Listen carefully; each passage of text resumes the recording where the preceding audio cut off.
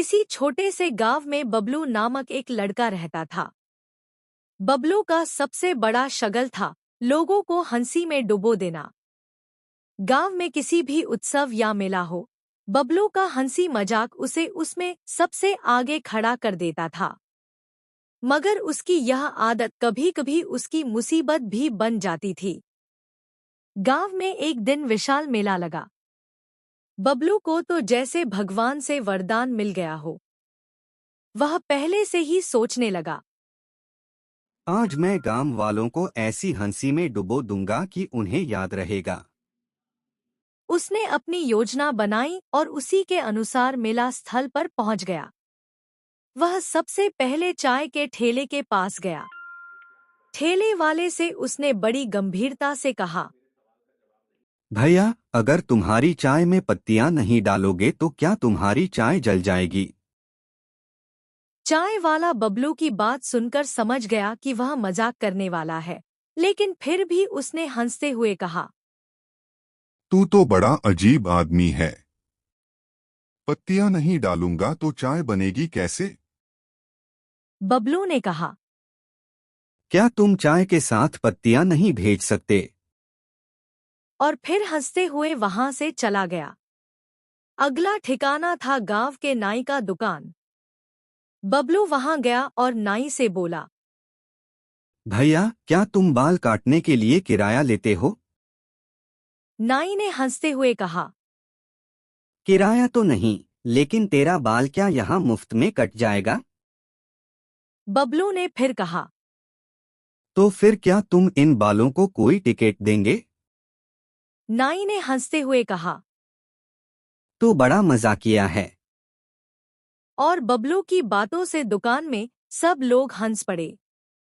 लेकिन बबलू का असली मजाक तो उस दिन एक और घटना में छुपा था। मेला स्थल पर एक सांप का तमाशा देखने का एक स्टॉल लगा था। वहां पर लोग उत्सुकता से खड़े थे और सांप के तमाशे को देख रहे थे। बबलू वहां पहुंचा और एक आदमी से बोला, क्या यहाँ सांप का टिकट लगता है? आदमी ने कहा।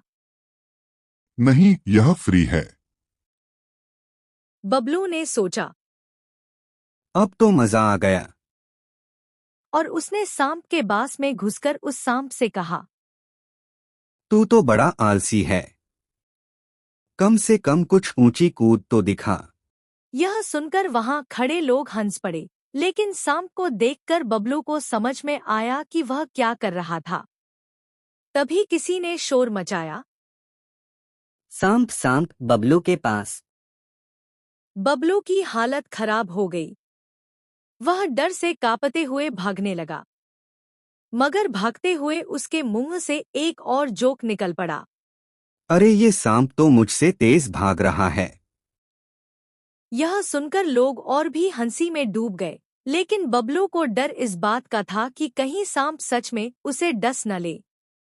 बबलू ने जैसे तैसे सांप के बास से बाहर निकला और मेला स्थल के एक कोने में जाकर चुपचाप बैठ गया। वह सोचने लगा। कभी कभी मजाक भी बुरा हो सकता है। उसने तय किया कि अब वह अपने जोक्स और मजाक को थोड़ा कम करेगा, ताकि कोई असल मुसीबत न आ जाए। परंतु जैसे ही उसने ऐसा सोचा, एक बच्चा उसके पास आया और बोला, बबलू भाई, आप तो बड़े मजेदार आदमी हो। क्या आप हमें और जोक्स नहीं सुनाएंगे? यह सुनकर बबलू हंसी रोक नहीं पाया। उसकी हंसी से यह पता चलता था कि उसकी असली पहचान है हंसी का बादशाह। मेला खत्म हुआ और बबलू गांव लौट आया। रास्ते में उसने अपने साथ चल रहे दोस्त से कहा, कभी कभी किसी मजाक का भी असर उल्टा पड़ सकता है, लेकिन जो भी हो, दुनिया में हंसी का कोई जवाब नहीं। और हंसी में डूबते हुए बबलू घर की ओर बढ़ गया। उसके बाद गांव में लोग बबलू की मजेदार हरकतों को याद करते रहे और हर किसी को यह सलाह देने लगे, अगर बबलू से मिलो तो उसकी बातों में हंसी जरूर ढूंढना, क्योंकि हंसी ही जीवन की सबसे बड़ी संपत्ति है। यही थी बबलू की कहानी। जो अपने मजाक से दूसरों की जिंदगी में हंसी लाता था और कभी-कभी खुद भी परेशानी में पड़ जाता था।